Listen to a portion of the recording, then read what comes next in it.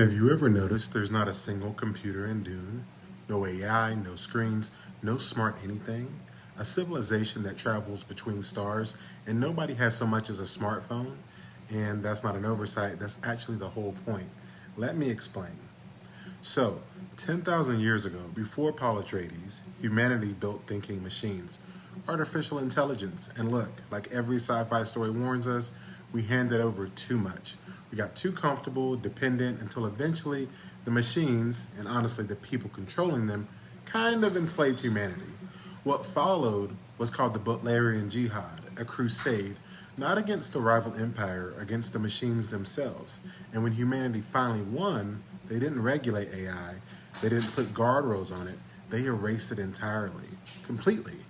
And they wrote one commandment that shaped the next 10,000 years in their universe. Thou shalt not make a machine in the likeness of a human mind. What replaced the machines, you might ask? Now here's where Dune gets really brilliant in my opinion. One of the things I love about the world building is the sheer creativity. Because without computers, humanity didn't collapse. It didn't go backwards, it went inward. Humans became the technology.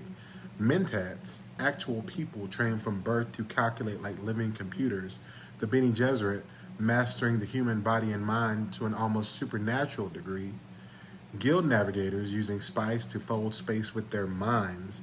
Everything strange and fascinating about the Dune universe, the spice, the abilities, the politics, all of it exists because humanity chose to develop itself instead of relying on machines.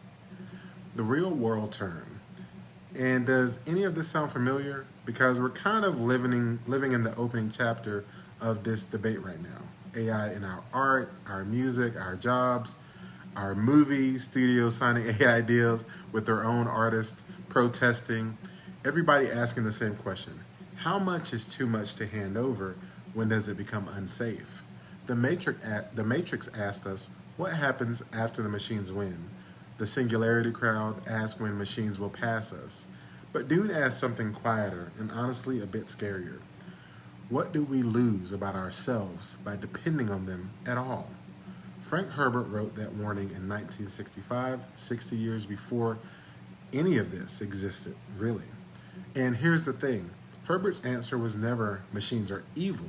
It was beware handing your thinking to anything or anyone else. Kind of like the whole cautionary tale about Paul himself. Beware the charismatic leader. Don't just give power to people because it seems like a good thing to do. What do you think about? Was Herbert onto something? Could you live in a world with no computers at all if it meant humanity reached its full potential? Let me know below. Dune Part 3 is coming out December 18th. Hope to see you there.